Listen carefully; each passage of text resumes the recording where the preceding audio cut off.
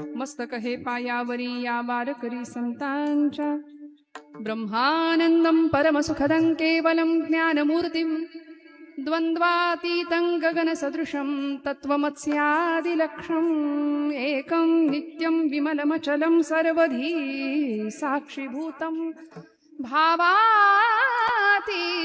त्रिगुणरहितं सद्गुरुं तन्नमामि।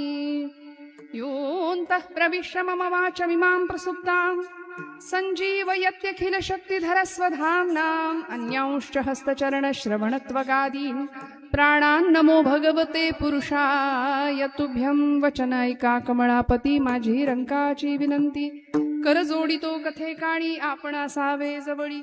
घेई घेई माझी भाक जरी का मागेन आणिक कर जोडितो कथे काळी आपण असावे जवळी। तुकय्या बंधू म्हणे देवा शब्दई तुकाची राखावा कर जोडितो कथे काळी आपण असावे जवळी। ये ग विठाबाई ये ग विठाबाई म्हणा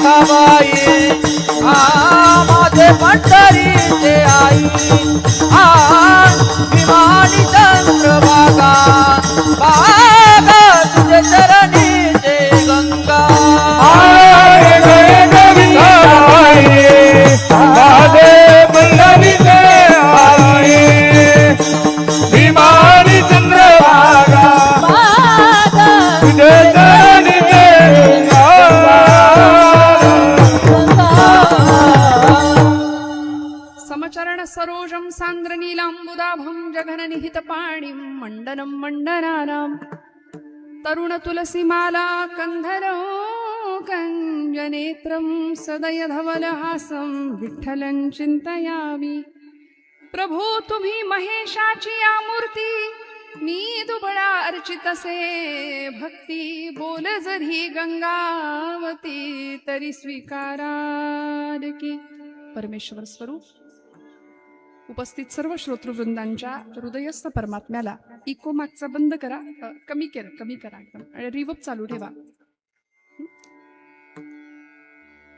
तानपुरा पण थोडा कमी करा। विठ्ठल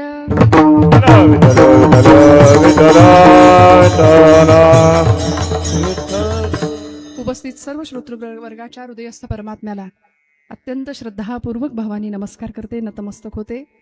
सेवे लागी सेवक झालो तुमच्या लागलो निज चरणा या न्यायानी अत्यंत सुहृद भावनेनी आपण सगळे इथे महिला कीर्तन महोत्सवाच्या निमित्ताने दरवर्षीप्रमाणे यंदाचं चौथं वर्ष आहे।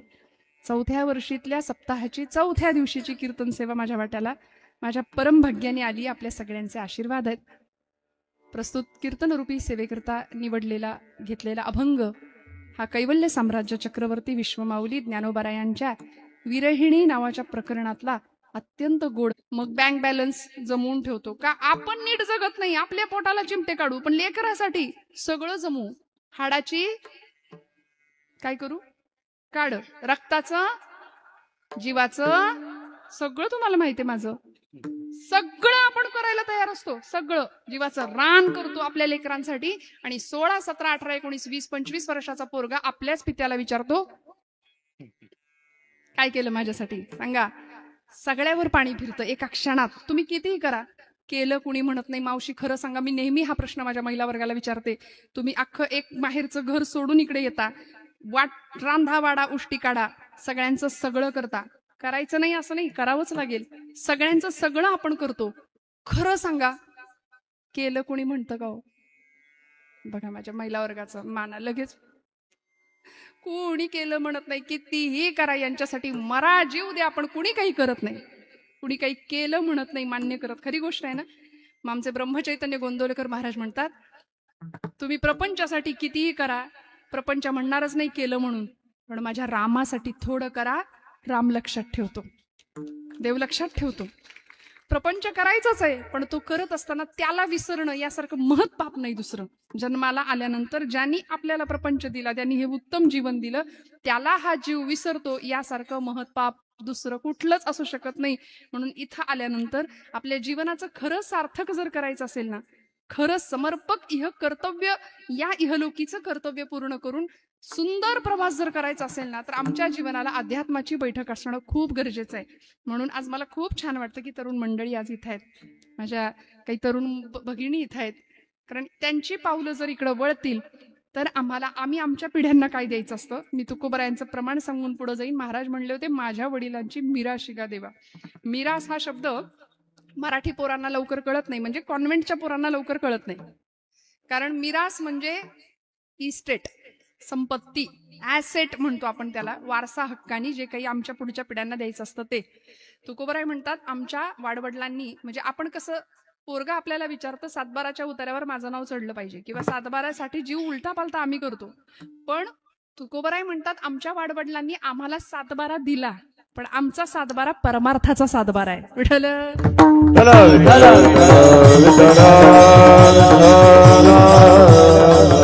आणि बघा ना, असा सातबारा आपण आपल्या पिढ्यांपुढे दिला तर विवंचना नाही, नैराश्य नाही, ज्याला आपण फ्रस्ट्रेशन म्हणतो नाही, डिप्रेशन नाही, ताण तणाव नाही. 20-25 मुलं व्यसनांच्या आहारी जातात, डिप्रेशन मध्ये जातात, प्रचंड टेन्शन. 2 वर्षाच्या पोराला टेन्शन आहे, त्याला मोबाईल नाही मिळाला तर.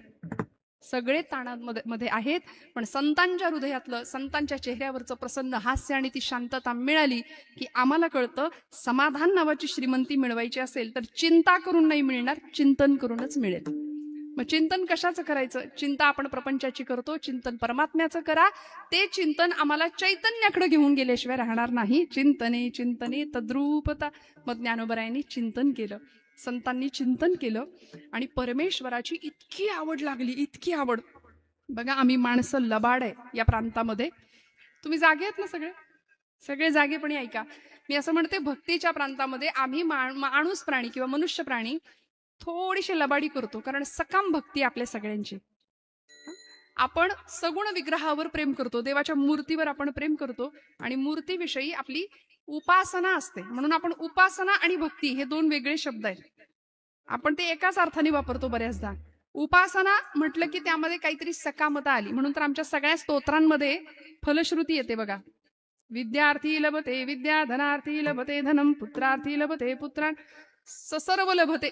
अथर्वशीर्षाची फलश्रुती.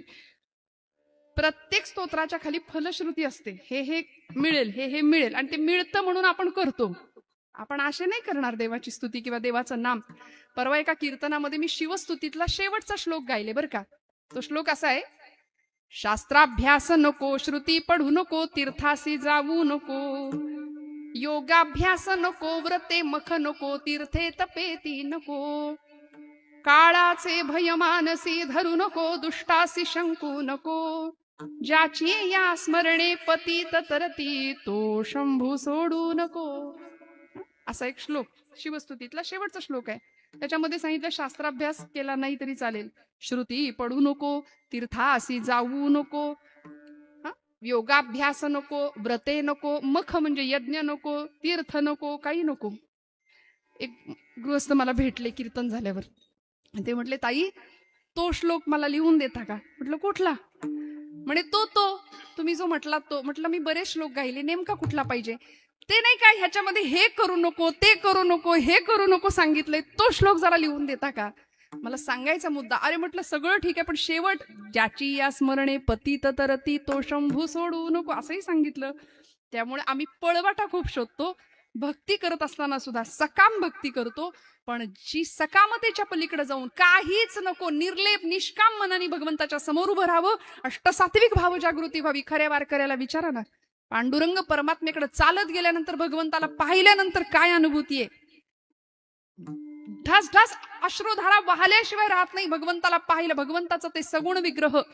तुकोबरायांना काय होत होतं? पांडुरंगाला पाहिलं की तुका म्हणे माझे हेची सर्व सुख, तुका म्हणे माझे हेची सर्व सुख, तुका म्हणे माझे हेची सर्व सुख, तुका म्हणे माझे हेची सर्व सुख.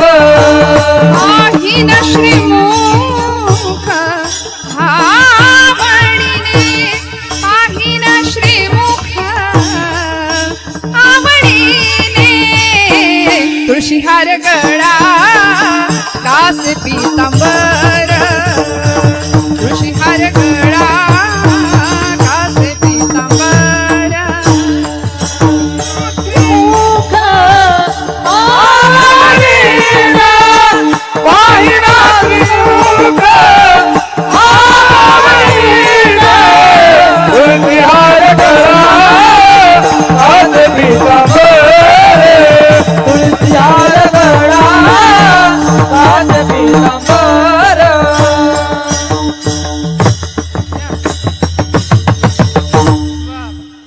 आवडे निरंतर हेची ध्यान, तुळशीहार गळा कासे पीतांबर.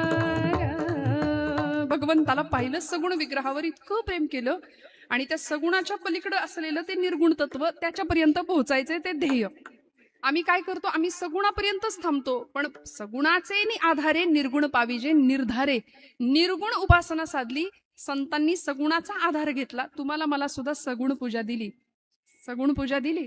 पण आम्ही माणसं एवढी वेडी आहे ना, सगुण पूजा करत असताना मूर्तीतलं देवत्व बघायचं राहून जातो. म्हणून आपल्याकडे म्हणतो भक्तीच्या प्रांतामध्ये हौशे गौशे नवशे सगळे असतात.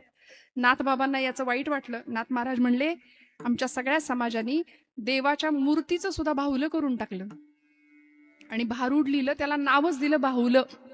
बाहुलं कारण आज सगुण उपासना करत असताना ती मूर्ती केवळ पाषाणाची नाही, केवळ धातूची नाही, केवळ तांब्या किंवा कुठल्याही धातूची नाहीये, मातीची नाही.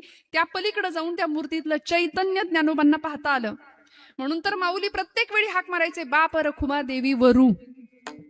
रखुमाईचा तो पती आणि माझा बाप असलेला तो विठ्ठल, जगाचा बाप असलेला तो विठ्ठल, हे संबोधन द्यायचे. शिवशक्तीची जणू काही उपासना करायचे. ती आद्यत्रयात्मिका शक्ती असलेली रुक्मिणी माता आणि तो शिवस्वरूप असलेला विठ्ठल परमात्मा, शिवशक्तीला वंदन करून ज्ञानोबराय बाप रखुमा देवी वरू असं सांगायचे. आणि माऊली सुद्धा म्हणतात की देवा तुला नेमकं म्हणू तरी काय? तुझं सगुण म्हणू की निर्गुण रे, सगुण निर्गुण एकू गोविंदू रे, सगुण निर्गुण एकू गोविंदू रे, गोविंदू रे एकू गोविंदू रे, तुझं सगुण म्हणू की निर्गुण रे. श्रुती नाही ती नाही ती असं श्रुतींनी सुद्धा म्हणावं, देव असा आहे का, असा नाही, असा आहे का, असा नाही, सांगता नाहीयेत. तो परमात्मा किती उपकार आहेत त्याचे तुमच्या माझ्यावरती, की तो सगुण रूपात आला. त्यांनी अनेक अवतार घेतले भक्तांच्यासाठी, अनेक चेष्टा केल्या, अनेक लीला केल्या. सगळं दुःख सुद्धा इथं सोसलं. रामावतारामध्ये, कृष्णावतारामध्ये हे दोन अवतार भारतीय संस्कृतीचे मानदंड आहेत. एका अवताराने पूर्वेकडून पश्चिमेकडे भारत व्यापून टाकला. प्रभू रामचंद्र अयोध्या ते लंका, आणि पूर्वेकडून इकडे पश्चिमेपर्यंत गोपालकृष्ण, सगळा भारत या दोन महान अवतारांनी व्यापून टाकला. बस म्हणून तर आमच्या वारकरी संप्रदायाचा महामंत्र आहे राम कृष्ण हरी. रामाचा आचार, कृष्ण नामाचा विचार आणि हरिनामाचा उच्चार. रामाचा आचार आम्हाला काय बनवेल? रामाचा आचार आम्हाला निर्विषय बनवेल. कृष्णाचा विचार किंवा कृष्णाचा उच्चार आम्हाला काय बनवेल? कृष्ण विचार आम्हाला निर्विचार बनवेल. आणि परमात्मा हरी म्हणजे पांडुरंग परमात्म्याचा उच्चार आम्हाला निर्विकल्प बनवेल. विठ्ठल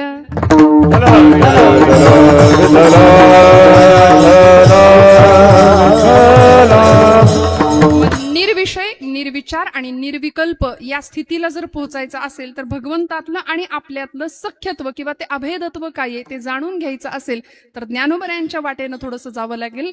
माऊलींनी विरहिणी प्रकरणातले अनेक अभंग लिहिले. विरहिणी म्हणजे काय? विरहिणी म्हणजे विरह, भगवंताच्या विषयीच्या प्रेमाचा असलेला विरह. आपली प्रिय गोष्ट आपल्यापासून दूर गेली की आपल्याला त्रास होतो, पण प्रपंचातला विरह काही कामाचा नाही. ती सगळी माणसं आपल्या जवळ येतात ती स्वार्थासाठीच येतात. म्हणून मी नेहमी एक विधान करेन, भाव आणि प्रेम हे दोन शब्द प्रपंचासाठी किंवा जीवासाठी वापरायचेच नाहीयेत. माझं तुझ्यावर खूप प्रेम आहे हे म्हणणं फार सोपं आहे, पण प्रेमाच्या अवस्था ज्ञानोबरायांना विचारा काय असतात. प्रेमाची अवस्था मीराबाईला विचारा, प्रेमाची अवस्था आमच्या राधाराणीला विचारा काय असते. त्यामुळे हे आता जे आपण ज्याला समजतो तसलं प्रेम ज्ञानोबरायांना अपेक्षित नाही. त्यामुळे जीवाच्या पातळीवर प्रेम भाव हे शब्द लागूच पडत नाही. हे भाव फक्त परमात्म्याच्या प्रती ज्ञानोबराय वापरतात आणि माऊलींचं परमात्म्याप्रती असलेलं प्रेम ते ऐक्यत्व ज्ञानोबराय विरहिणीतनं व्यक्त करतात. विरहिणी म्हणजेच साधनेच्या एका उच्च टप्प्यावर पोहोचलेला असा एक साधक असतो की ज्याला प्रपंच आहे पण तरी सुद्धा देवा फक्त तूच माझा, माझं कुणीच नाही हे म्हणण्याचं धाडस असतं. ती विरहिणी असते किंवा तिला विराणी किंवा वीर राणी विहारिणी असे अनेक शब्द आहेत. ज्ञानोबरायांनी खूप सुंदर विहारिणी खूप सुंदर विराण्या लिहिल्या.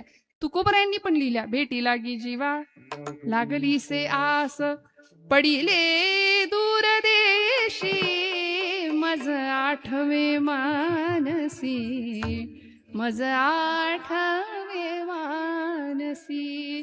देवासाठी रडणं जमतं की आपल्याला? खरं सांगा मला, इथं बसलेली आमची महिला वर्ग पितृवर्ग बंधू वर्ग मी विचारते आपल्याला, आपण कधीतरी देवासाठी रडलोय का? देवाला पाहिल्यावर डोळ्यात पाणी आलंय का? देवाच्या आठवणींनी डोळ्यात पाणी आलंय का? आपण देवासाठी नाही, आपण प्रपंचासाठी रडतो किंवा प्रपंचामुळे रडतो. सून सासूसाठी नाही तर सासूमुळे रडते नाही का? घरात चालूच आहे प्रपंच रडवणारच आहे आम्हाला. प्रपंच रडवतोच. प्रपंचाचं ते वैशिष्ट्यच आहे. तो दुःखाचा सागरच आहे. तिथं सगळं दुःखच आहे. पण सुखरूपी असलेला परमात्मा त्या सुखाची आस संतांना लागली आणि त्या सुखतत्वापर्यंत त्या सुखापर्यंत निर्विषय असलेल्या आनंदापर्यंत संत जाऊन पोहोचले. कारण एकच ओढ होती, एकच ओढ. विठ्ठल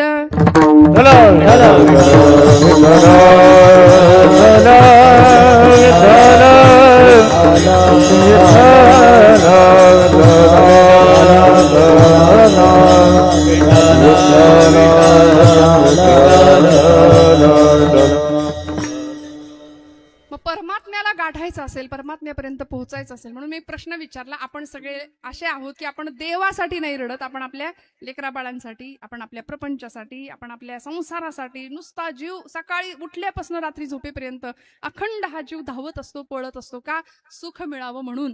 आणि सुख नाही मिळाले की झालं, दुःखाला कारण ठरला हा जीव. अखंड रडतोय प्रपंचासाठी पण देवासाठी नाही. नामदेव महाराज देवासाठी रडले.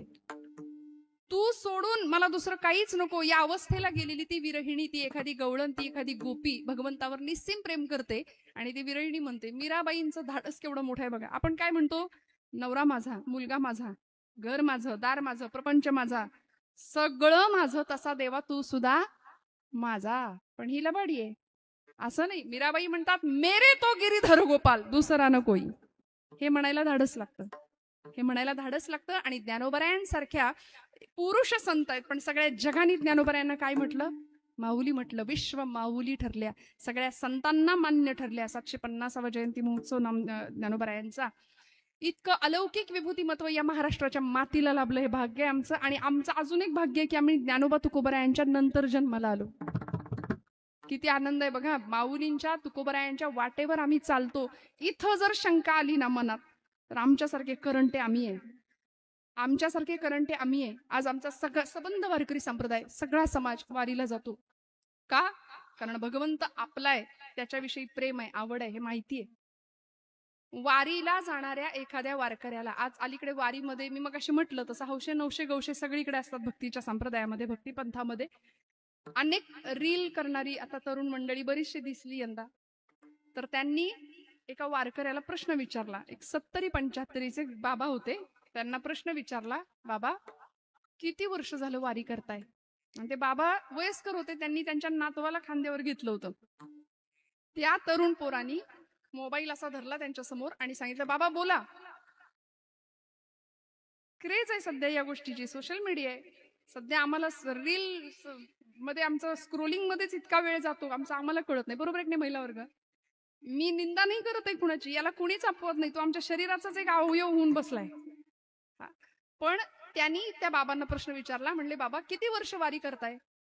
ते म्हातार बाबा म्हणले, लेकरा आठवत नाही नेमकं, पण खरं सांगू का, माझा नातू माझ्या खांद्यावर जसा बसलाय तसा मी माझ्या आजाच्या खांद्यावर बसून यायचो, तेव्हापासून वारी करतोय.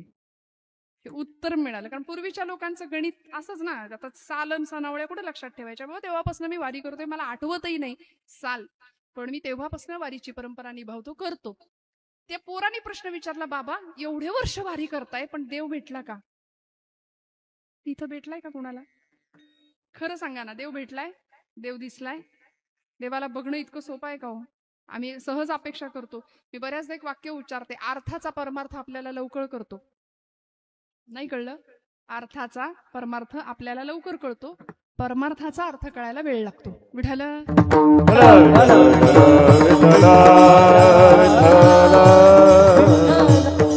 त्यांनी प्रश्न विचारला, बाबा तुम्हाला पांडुरंग दिसला का किंवा देव दिसला का? तर ते म्हणाले, नाही दिसला अजून. नाही दिसला. नाही दिसला तर एवढे वर्ष वारी करता तुम्ही, वेडे वेडे की काय? अजूनही चालवत नाही, अजून तब्येत बरी दिसत नाही तरी पण चालवत, तरी पण वारी करता. ते म्हणले, लेकरा हे बघ पोरा, लई प्रश्न विचारलेस तू, आता तू थांब, आता मी तुला एक प्रश्न विचारतो, उत्तर देशील? तो म्हणला, हो विचारा. आणि त्यांनी प्रश्न विचारला. म्हणले, बघ तुमच्या घरी कुत्रा पाळता का तुम्ही? तो म्हणला, हा कुत्रा पाळतो. आणि आम्ही शहरातली माणसं, आमच्या बेडरूम मध्ये सुद्धा कुत्रा जातो, म्हणजे आमच्या घरात फ्लॅट मध्ये सगळीकडे असतो तो कुत्रा. म्हणले, हाच तर फरक आहे लेकरा, आम्ही गावकरी माणसं, आम्ही घरात कुत्र्याला येऊ नाही देत, किंबहुना आमचा कुत्रा घरात येत नाही. आम्ही पाळलेला कुत्रा घराच्या अंगणात, पुढच्या किंवा मागच्या अंगणात असतो, तो घरात येत नाही. आम्ही कुत्रा पाळतो, स्वामीनिष्ठ असतो. आमचे सुगीचे दिवस आले, धान्य आलं की वाड्या वस्त्यांवरती आमचा कुत्रा रात्रीच्या वेळी वस्तीमध्ये आमच्या धान्याचं, आमच्या सगळ्या सामानाचं छान राखण करतो, रक्षण करतो. एखादा चोर जर मध्यरात्री आला तर तो भुंकतो. कुत्रा भुंकल्यानंतर पलीकडच्या वस्तीतलं कुत्रं भुंकायला लागतं रात्रीचं. यांनी भुंकायला सुरुवात केली की पलीकडच्या वस्तीतलं कुत्रं भुंकायला सुरुवात करतं. त्याचं भुंकणं ऐकलं की त्याच्या पलीकडच्या वस्तीतलं कुत्रं भुंकतं. त्याचं भुंकणं ऐकलं की असं करता करता 15-20 कुत्री एकत्र भुंकायला लागतात मध्यरात्री. पण चोराला कोणी बघितलंय? पहिल्या कुत्र्यानी. नाही लक्षात आलं? पहिल्या कुत्र्यांनी चोराला पाहिलंय, पण बाकीच्या कुत्र्यांनी त्याच्यावर विश्वास ठेवला आणि काहीतरी गडबड आहे म्हणून भुंकायला सुरुवात केली. माझा ऐका, ते बाबा म्हणत होते, अरे बाबा हे प्राण्यांना कळतं, आम्ही हाडामासाची माणसं आहे. आम्ही नाही बघितलं देव, पण माझ्या ज्ञानोबांनी पांडुरंगाला पाहिलंय, माझ्या तुकोबांनी पांडुरंगाला पाहिलंय. आम्हाला नाही दिसला तरी चालेल, एक ना एक दिवस पांडुरंग आम्हाला दिसेल. ज्ञानोबरायांनी त्याला पाहिला. आणि कुठल्या उच्च अवस्थेत ज्ञानोबराय गेले सांगतात अभंगाच्या प्रथम चरणामध्ये. जीवीची या जीवा प्रेम भावाची या भावा, प्रेम भावाची या भावा, जीवीची या जीवा प्रेम भावाची या भावा, भावाची या भावा, जीवीची या जीवा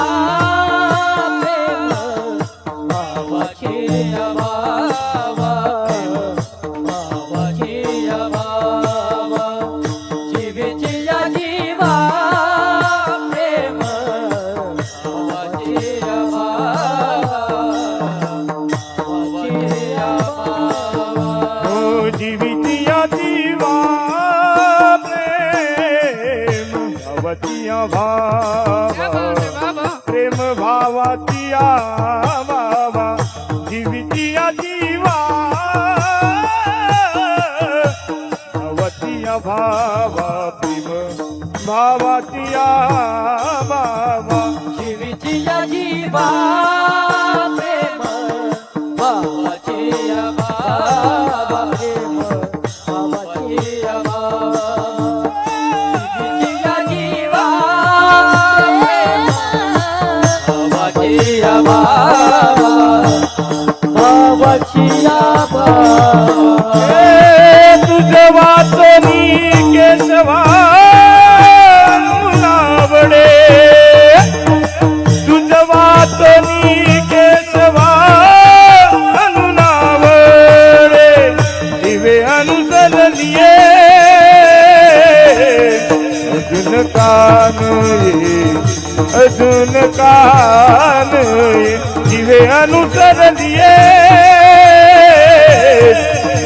कान अजून कान तुझं वाजून केशवा बावळे, तुझं वाजून केशवा बावळे, जीवे अनुसरली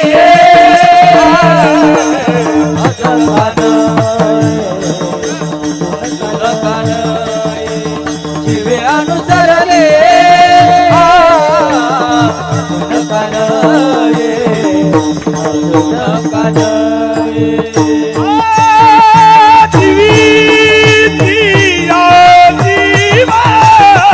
प्रेम भावाची भाव तुझा मातोनी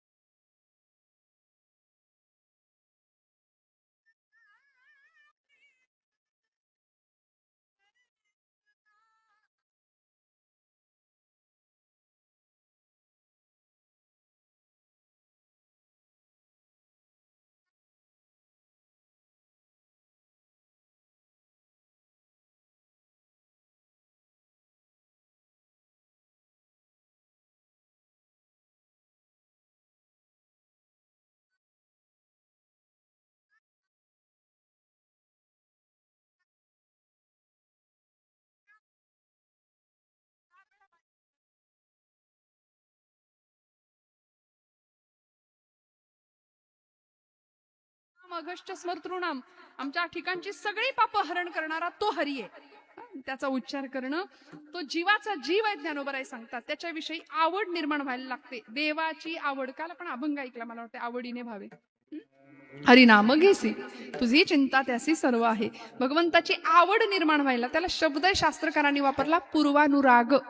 देवाच्या विषयी अनुराग निर्माण होण्याकरता पहिली अवस्था आहे पूर्वानुराग. देवाच्या विषयी आवड निर्माण होण्याची पहिली अवस्था. दुसरी अवस्था आहे मिलनाची अवस्था आहे, भगवंताशी भेट होणं. आणि तिसरी अवस्था आहे विरहाची अवस्था. या 3 अवस्था शास्त्रकारांनी सांगितल्या. मग देवाविषयी आवड निर्माण होण्याला काय कारण आहे? त्यातलं पहिलं कारण आहे मंडळी पुण्याई. पुण्याई लागते, त्याशिवाय देव आवडत नाही, त्याशिवाय कीर्तन आवडत. आमच्या इथून पुण्याई आहे म्हणून आपण इथं आलोय. एखाद्याला म्हणलं चला आज येत आहे का कीर्तनाला, नको म्हणले, आज चांगला पिक्चर आहे, बघायचा मूड आहे. इकडं पावलं वळणं हे कुणाचंही काम नाहीये. असं म्हणतात डोंगरे शास्त्रीजी म्हणायचे कथेमध्ये, कथा केलीये, कीर्तन केलीये, जाने की हमारी औकात क्या है. 7 दिवसांच्या कथेमध्ये पहिल्या दिवशी तो हा शब्द वापरायचे, कथा के लिए जाने की हमारी औकात क्या है. कथा के लिए तो वो जाते हैं जिनको बाकी बिहारी बुलाते हैं. तिकडून बोलावणं यावं लागतं, देव बोलावतो म्हणून आपली पावलं येतात. आपण कितीही ठरवा नाही.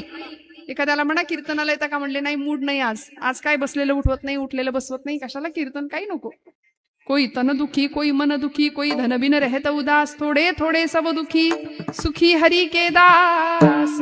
सगळे सगळे आधिव्याधीने ग्रस्त आहेत. त्यामुळे इकडे येण्याकरता, भगवंताच्या वाटेवर येण्याकरता पहिली गोष्ट आहे पुण्याई पाहिजे. वाडवडिलांची पुण्याई पाठीशी येथ वडील जे जे करीती त्या नाम धर्म ठेवीती. आज तुमची माझी पुण्याई आहे म्हणून आपण इथं आलो बरं का, त्याशिवाय नाही येऊ शकत. म्हणून परमेश्वराला खूप धन्यता द्या की आज जन्मोजन्मी आम्ही बहुपुण्य केले, तेव्हा या विठ्ठले कृपा केली. आमच्या पिढीनी, आमच्या नवीन पिढीनी इकडं वळणं, कपाळाला गंध लावायची इच्छा होणं सुद्धा पुण्याईचं लक्षण आहे. आज आमच्या तरुणांना सांगावं लागतं, लेकीबाळींना सांगावं लागतं, कपाळाला गंध लावूया, टिकली लावूया छानशी. का? कारण आम्ही हिंदू आहोत. आज हिंदूंचं पतन होण्याला कारण आहे हे भगवे झेंडे इथं लावलेत ना, या भगव्या पताका इथं लावलेत ना, ते आमच्या धर्माच्या आहेत. त्यातलं एक टोक आहे नामाचं, दुसरं टोक आहे ज्ञानाचं आणि भक्तीचा दांडा आहे त्या पताकेचा. मग संप्रदायाने सुद्धा भगवी पताका हातात घेतली. अलीकडे भगवा रंग लोकांना त्रास द्यायला लागलाय. भगवा हटावचे नारे करतायत लोक. मग आमच्या धर्माचं पतन आम्ही डोळ्यासमोर होताना पाहतो. पण मला असं वाटतं भगवा हटाव या नाऱ्यांनी जग नंतर घुमवा किंवा हे नारे नंतर द्या. रोज आमच्या आकाशामध्ये, जे आकाश म्हणजे साधं सोपं नाही, गगनाचे प्रावरण त्याला तुकोबराय म्हणतात. आकाशाला जणू काही आकाशाचं पांघरुण घातलंय देवानी. ब्रह्मांडाचा नायक आहे तू, सत्य ज्ञानानंत गगनाचे प्रावरण असलेला भगवंत. त्या आकाशामध्ये पूर्व क्षितिजावर रोज सकाळी साक्षात सूर्यनारायण आम्हाला प्रत्यक्ष दर्शन देतो. आता देव नाही असं म्हणाल का कुणी, किंवा असं म्हणतील का कुणी?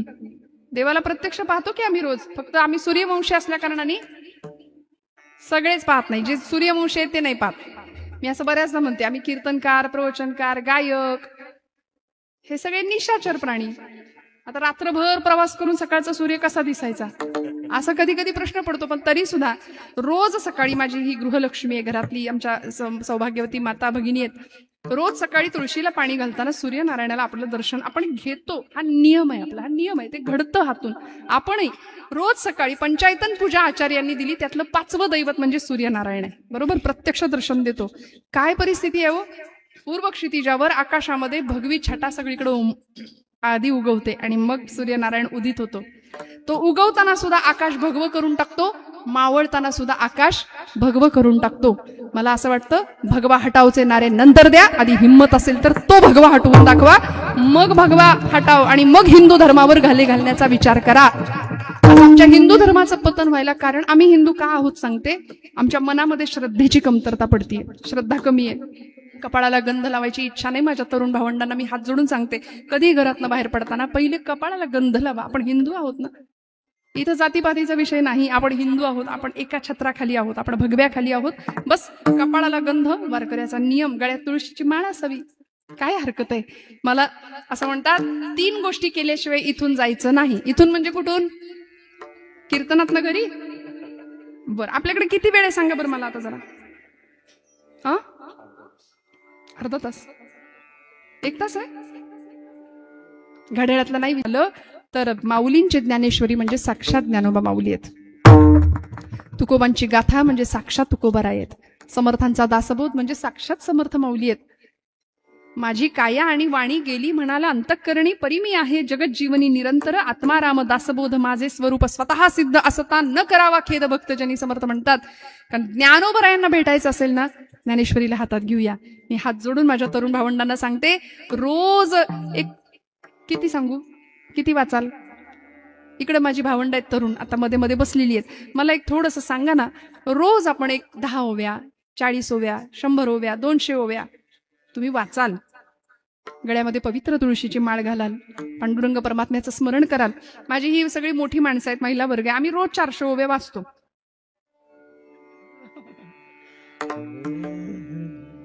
100 20 नाही. इकडे किती ओव्या रोज ज्ञानेश्वरीच्या वाचता? 5. एकतरी ओवी अनुभवावी, एकतरी ओवी अनुभवावी, एकतरी ओवी अनुभवावी,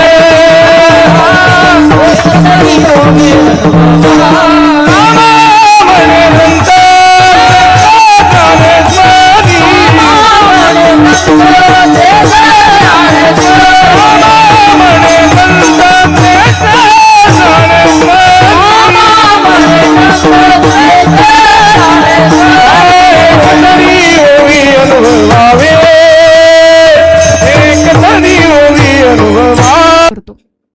त्यामुळे संतांनी आम्हाला प्रचंड क्रियावादी आणि प्रचंड सकारात्मक, आमची भगवद्गीता आम्हाला सांगते अर्जुनाचं काय झालं होतं, हातबल झाला होता सिद्धी मम गात्रा, कृष्ण मूर्ती होय गे कळो आली सोय गे, कृष्ण मूर्ती होय गे कळो आली सोय गे,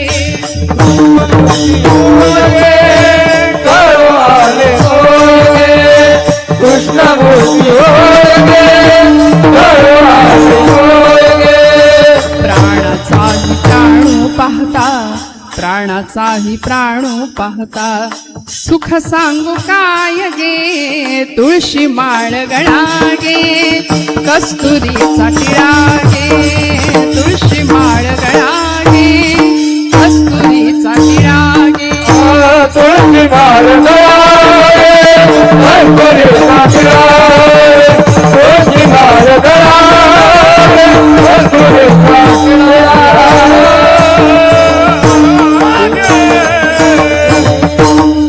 भक्त कृपेची माय गे ओळखिली विठाई गे, एका जनार्दनी विठो जोडियले पाय गे, तुळशी माळ गळा गे कस्तुरीचा टिळा गे, तुळशी माळ गळा गे.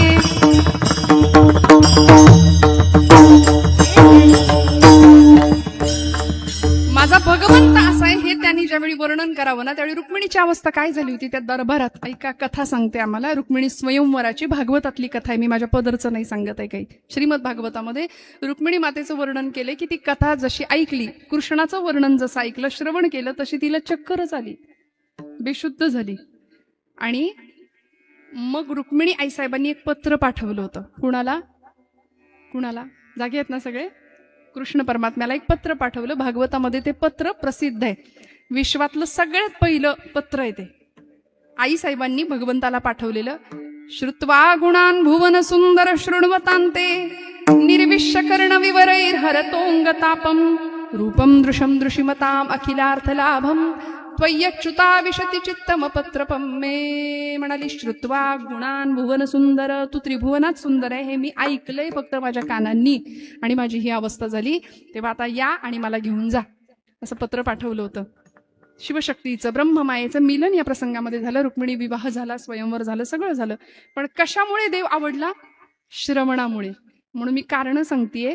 देव आवडण्याचं पहिलं कारण मी सांगितलं पुण्याई, दुसरं कारण मी सांगितलं सत्संग, त्यानंतर परंपरा, आणि चौथं कारण श्रवण. विठ्ठल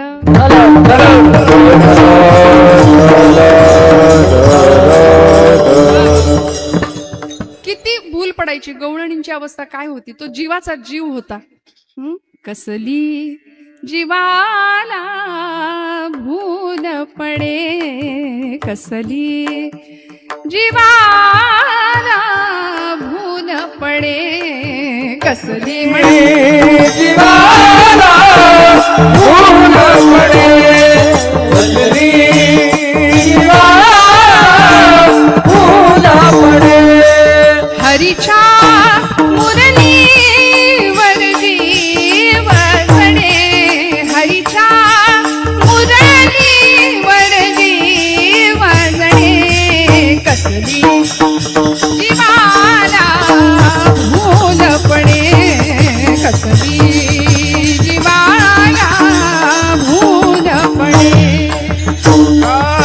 हरिता मुरलीवर जीव जडे, हरिता मुरलीवर जीव जडे, कसली जीवाला भूल पडे, कसली जीवाला भूल पडे.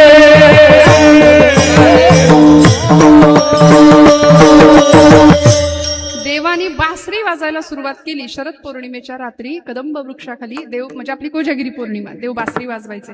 देवानी बासरी वाजवली की सगळ्या गोपी त्या बासरीच्या श्रवणाने मोहून जायच्या आणि यायच्या. आता हा विषय बोलायला लागलं की आमच्या काही मंडळींना असं वाटतं देवानं रासक्रीडा केली, अमुक केलं, तमुक केलं, देवाच्या 16,108 स्त्रिया देवानी गोपींची वस्त्र काय चोरली, निंदा करणाऱ्यांना काय हो, आमच्या देवदेवतांना सुद्धा सोडलं नाही. मी खरं सांगू का, देवानी गोपींची वस्त्र चोरली त्याच्या मागे कारण आहेत, आध्यात्मिक कारण आहे. देवानी लोणी चोरलं त्याच्या मागे कारण आहे, राजकारण आहे, आध्यात्मिक कारण आहे. कारण हे सगळं लोणी दही दूध मथुरेला जात होतं, ते जर तिकडच जात राहिलं आणि तिथल्या लोकांनी सतत खाऊन खाऊन खाऊन तिथली पोरं जाड झाली आणि पुढे जाऊन आमच्या डोक्याला जड झाली, तर ते काही उपयोगाचं नव्हतं. म्हणून देवानी इथंच लोणी चोरायचं आणि इथल्याच लोकांना मिळालं पाहिजे, हा भाव त्यामागचा. चित्ताची चोरी केली आहे. वस्त्राची चोरी म्हणजे देहभावाची चोरी एका अर्थी आहे. मान्य देवानी वस्त्र चोरली. चला, 11 वर्षाचं होतं बाळ, ते गोकुळात होतं तेव्हा. 11व्या वर्षी गोकुळ सोडलंय. 11 वर्ष 4.5 महिने देव गोकुळात राहिले, गोकुळातनं निघून गेले. त्या लीला होत्या, खोड्या होत्या केलेल्या. पण तोच माझा भगवंत ज्यावेळी योगेश्वर श्रीकृष्ण म्हणून तयार होतो, त्यावेळी भर दरबारामध्ये द्रौपदीच्या वस्त्राला दुःशासनाने हात घातला होता. केसांना धरून फरफटत ओढत आणत होता. दयेची याचना करत होती, मी कुरुकुलाची स्नुषा आहे, मी कुरुकुलाची मर्यादा आहे, माझं रक्षण करा. रथी महारथी होते दरबारामध्ये, कुणी नाही वाचवलं, पण माझा भगवंत तेव्हा आला. म्हणजे गोपींची वस्त्र ज्यांनी चोरली तोच भगवंत एक नाही 1000 पटींनी वस्त्र पुरवत सुद्धा होता. हे विसरतो आम्ही, हे विसरतो. गोकुळाष्टमी आली, गोपाळकाला आला, 10 थरांचा गोविंदा उभा राहतो, लाखोंची बक्षिसं वाटली जातात. पण या सगळ्या चरित्रांकडे आमचं सर्रास दुर्लक्ष होतं. गोपींनी केलेली रासक्रीडा, तिला आम्ही गरब्याचं रूप देऊन ठेवलं. नवरात्री आली की देवी एकीकडं आणि आमचा गरबा एकीकडं. ते गरबा बिरबा ते आपली संस्कृती नाही. इथं असेल तर माफ करा मला, कारण ते नाही, असं काही नाहीच आहे.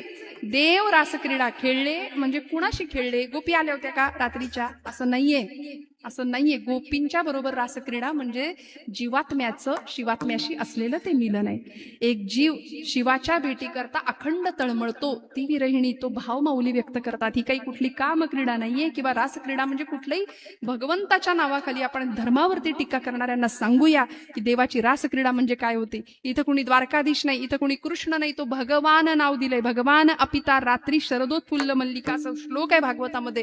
रासक्रीडा करणारा ते परब्रह्म होतं, ते ब्रह्म, आणि आपण सगळी माया आहोत. इथं असलेल्या पुरुष देहामध्ये सुद्धा जी व्यक्ती आहे ना, ती आम्ही स्त्री भावामध्येच आहोत. म्हणून तर माऊली ज्ञानोबराय पुरुष होते, पण आईचं अंतःकरण होतं, स्त्री भावातली भक्ती होती. गुलाबराव महाराज पुरुष होते. रामकृष्ण परमहंस स्वामी विवेकानंदांचे गुरु पुरुष देव, पण स्त्री भाव, राधा भावात जाऊन भक्ती करायचे. इतकं प्रेम भगवंतावर करावं मीराबाईंनी की जीवाचा जीव बनवून गेला आणि त्या बासरीनी मोहून घेतलं. गोपींनी तिला विचारलं होतं त्या बासरीला, बाई ग, आम्ही त्याला मिळवण्याकरता इतके तळमळतो, तो आमच्या घरी यावा, आमच्या घरी लोण्याची चोरी करावी म्हणून आम्ही यशोदेकडे गाराणी घालायला जातो त्याला बघण्याकरता, पण तू एवढी भाग्यवान कशी की तू त्याच्या आधारापर्यंत गेलीस, कशी भाग्यवान. त्या बासरीने काय उत्तर दिलं, तू माझ्या जीवाचा जीव कसा बनला. ती बासरी म्हणते, बाई ग, त्याला मिळवणं इतकं सोपं नाहीये, त्याच्याकरता स्वतःला सोलून घेतलं, तासून घेतलं, आतून बाहेरून पोकळ केलं, तरी देव मला जवळ घेईना. म्हणून एवढंच नाही, 6 छिद्र स्वतःला पाडून घेतली. काम, क्रोध, मोह, मद, लोभ, मत्सर, ही सगळी 6 विकार ज्यावेळी धुवून टाकावे लागतात तेव्हा भगवंत आपल्याला जवळ करतो. विठ्ठल.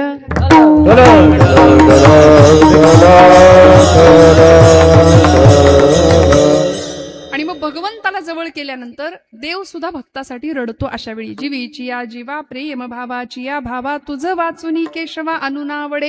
आता तुझ्याशिवाय मला दुसरं काहीच आवडत नाही, ही अवस्था निर्माण होते. म्हणून गवळणींची अवस्था काय होती, देव आजारी पडले होते.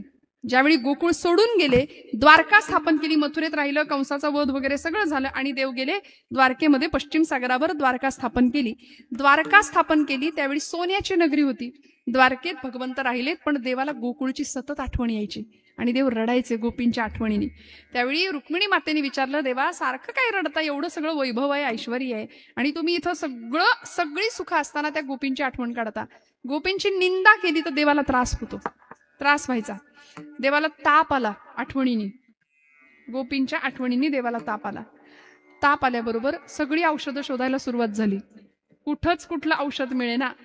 ते वर्षी नारद, आमचे या भक्तीचे आचार्य, आमच्या या गादीचे मालक. आता नारद पुराणात प्रत्येक ठिकाणी होतेच. नारदांनी भलं केलं, संत आहेत ते, साधू आहेत, सत्पुरुष आहेत. दैत्यांचंही कल्याण झालं, देवांचंही कल्याण झालं. देवर्षींचं नाव काढलं. आमचे कीर्तनकार, प्रवचनकार बऱ्याचदा नारद म्हटलं की काय म्हणतात, म्हणजे असा एखादा आग लावणारा, कळ लावणारा एखादा समाजात आमच्यापैकी कुणी असेल तर आपण म्हणतो, आला बघा कळीचा. तसं म्हणू नका हो, तसं म्हणू नये, कारण नारद हे भक्तीचे आचार्य आहेत. 84 सूत्र लिहिली आहेत त्यांनी. साधं सुधं काम नाही. देवांच्याकडे नाही, दैत्यांकडे पण त्यांचा सत्कार असायचा, त्यांना मान होता. दैत्यांनी सुद्धा त्यांची पूजा केली आहे. तेव्हा देवर्षी नारद द्वारकेमध्ये आले आणि देवांना पाहिलं. देवा, झालंय तरी काय तुम्हाला? सगळी औषधं करून झाली, पण ताप काही निघेना देवाचा, तापच जाईना. भगवंत म्हणले, नारदा, ज्या व्यक्तीचं माझ्यावर खरं भक्तीचं अंतःकरणाचं प्रेम आहे, त्या व्यक्तीच्या पायाची धूळ माझ्या अंगाला लावायची, माझा ताप निघून जाणार आहे. नारद म्हणले, देवा, एवढंच ना, सगळं जग प्रेम करतं तुमच्यावर, मी आत्ता नाही. ज्ञानोबराय सांगतात, मला त्याचा लळा लागला, त्याच्या इतन्याची माझा जीव जडला, तो माझ्या जीवाचा जीव आहे. मग आता ज्ञानोबरायांना जर ती अनुभूती येते तर आपल्या सगळ्यांना आल्याशिवाय राहणार नाही, कारण भजन हा आपला स्वभाव आहे. आम्ही करत नाही ही गोष्ट वेगळी आहे, पण आम्ही जेव्हा भजन करतो ना, तेव्हा आतला भगवंत आम्हाला खुणावतो. आपल्या सगळ्यांच्या आतमध्ये भगवंत आहे ना, आहे. म्हणून आपण एकमेकांना काय म्हणतो? राम राम. हाय हॅलोची संस्कृतीच नाही आपली. इथून पुढे सॉरी, हाय हॅलो हे बंद. राम राम, रामकृष्ण हरी, ओम नमः शिवाय, राधे राधे. छान आहे ना, आनंद आहे. मग या सगळ्यातून आमच्या अंतःकरणातल्या देवाला आम्ही बोलवतो. आमच्या बोलण्याने दुसऱ्याच्या हृदयातला विठ्ठल डोलला पाहिजे, असं आमचं बोलणं असलं पाहिजे. पण आम्ही नाही बोलत. दिवसभर नको त्या शब्दांनी आमची वाणी आम्ही खराब करतो. मया नर्तिता लोक निंदा सुजीव असं म्हटलंय. दिवसभर जीव आम्ही नको त्या गोष्टींसाठी खर्च करतो, वाणी खर्च करतो, आणि परिणाम आयुष्याचं स्वतः नुकसान करून घेतो. कशाला दुसऱ्यांचं दुःख, कशाला दुसऱ्यांना दुखवायचं शब्दांनी? मला सांगा. भगवंतांनी बुद्धी दिली, मन दिलं, ते काही डस्टबिन आहे का आमचं? कचरा साठवायचं नाही. अनेक प्रकारचे विकार त्याच्यामध्ये आम्ही साठवून ठेवले. 25 वर्षापूर्वी अमक्यानी मला त्रास दिला होता, तुला बघून घेतो. 25 वर्ष आम्ही ते दुखणं डोक्यात ठेवून आयुष्यभर दुःखात वावरतो. काही गोष्टी सोडूया. भगवंतांनी आम्हाला वचनं दिली, forgive, forget and move forward म्हणाले. काही गोष्टी विसरून जा, क्षमा करायला शिकूया आणि पुढे चालत राहूया.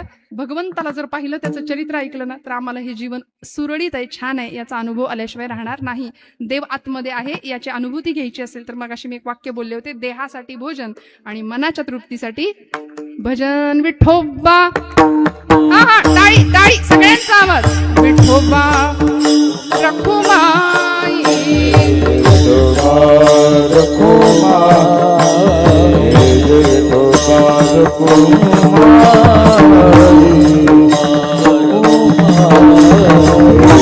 विठोबार घुमाई,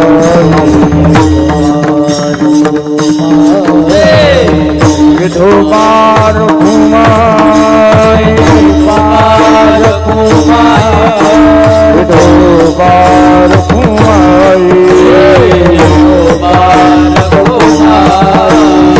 विठोबार घुमाई,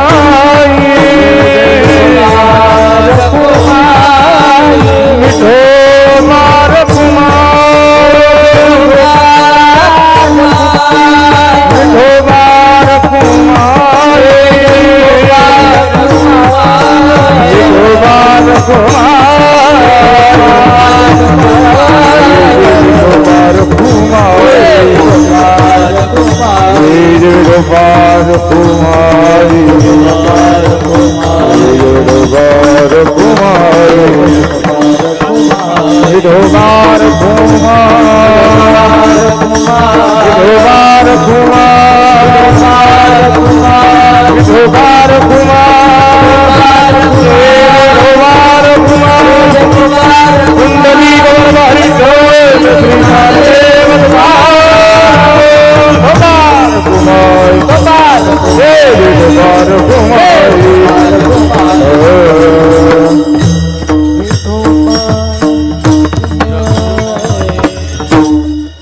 जय विठ्ठल झाल्यावरच करूया, चालेल ना?